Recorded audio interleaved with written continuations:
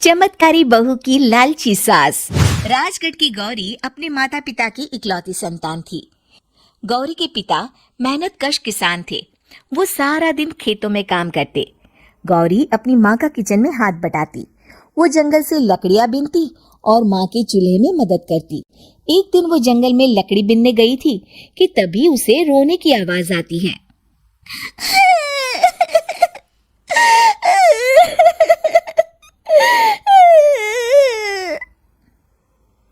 अरे, यहाँ कौन रो रहा है?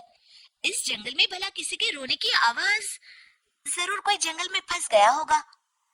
वो देखती है तो उसे एक परी दिखाई देती है जिसका एक पंख टूटा होता है।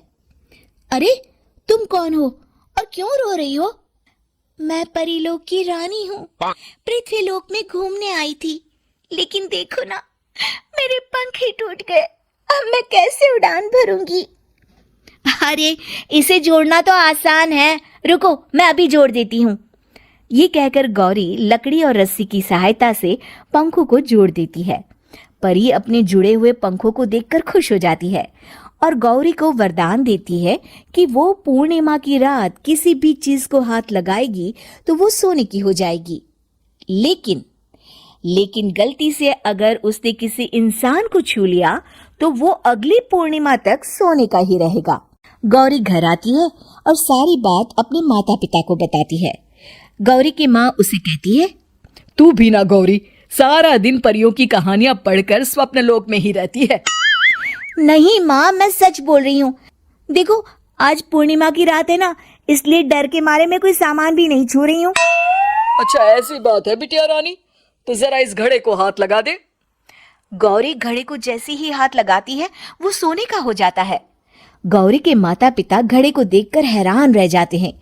अगले दिन गौरी के पिता उस घड़े को सुनार के पास बेचने जाते हैं तो रास्ते में उन्हें कंचा काकी मिलती है।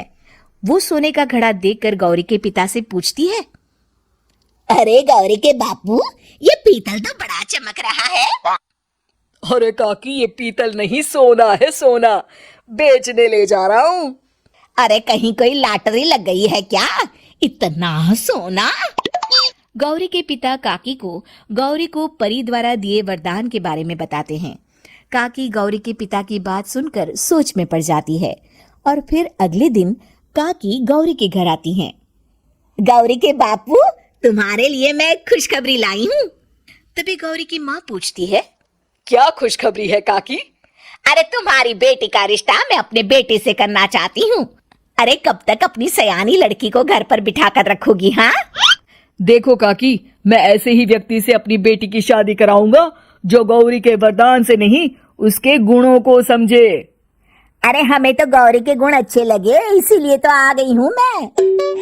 फिर गौरी के माँ बाप मान जाते हैं और उसकी शादी काकी के बेटे से हो जाती है। अगले दिन, अरे गौरी, कल पूर्णिमा की रात है। तुम्हारे पिताजी परी के वरदान के बारे में बता रहे थे, तो मैं ना कुछ चीजें रख दूंगी, जरा हाथ लगा देना। तभी गौरी का पति वहां आ जाता है और अपनी माँ से कहता है, माँ, क्या जरूरत है गौरी के वरदान को इस्तेमाल करने की? वैसे भी मेरी मेहनत से घर तो चल ही रहा है ना। और गौरी के पिता ने भी यही कहा था कि वो ऐसे ही व्यक्ति से उनकी बेटी की शादी करेंगे जो गौरी के वरदान से नहीं, उसके गुणों को समझे। अरे बस कर किताबी बातें। तेरे लिए क्या लड़कियों की कमी थी जो मैं ये किसान की बेटी घर ले आती? और सुन गौरी, कल अगर तूने सारी चीजों को सोने का नहीं किया तो मैं तुझे घर से निकाल दूंगी और अपने बेटे की दूसरी शादी करवा दूंगी, समझी? इतना कहकर गौरी की सास वहां से चली जाती है।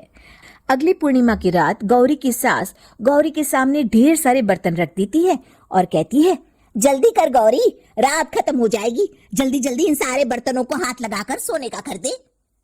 गौरी करती भी तो क्या, वो जैसे ही एक छोटे से बर्तन को छूने वाली होती है कि उसकी सास भड़क जाती है। क्या मजाक बना रखा है? इतने छोटे से बर्तन में क्या होगा? ये ले, ये बड़ा वाला बर्तन।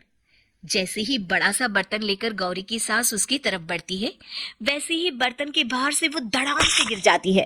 सास को गिरा देख गौरी उन्हें संभालने दौड़ती है और वो सास को हाथ लगाकर कहती है, अरे सासू माँ, क्या हो गया आपको? कहीं चोट तो नहीं लगी ना? लेकिन जैसे ही वो हाथ सास से हटाती है तो देखती है कि उसकी सास सोने की हो गई है। गौरी सोने की सास को देखकर रोने लगती है और अपने पति से कहती है, मुझे परी ने कहा था कि अगर मैं किसी इंसान को हाथ लगाती हूँ तो वो अगली पूर्णिमा तक सोने का ही रहेगा। अब मैं क्या करूं? अरे करना क्या है, माँ को उठाकर अलमारी में रख दो। और हाँ, लालच का फल बुरा ही होता है। ज्यादा बड़े बर्तन को सोने का बनाने के चक्कर में माँ का ये हाल हुआ है। ये कहकर वो दोनों माँ की तरफ देखने लगते हैं।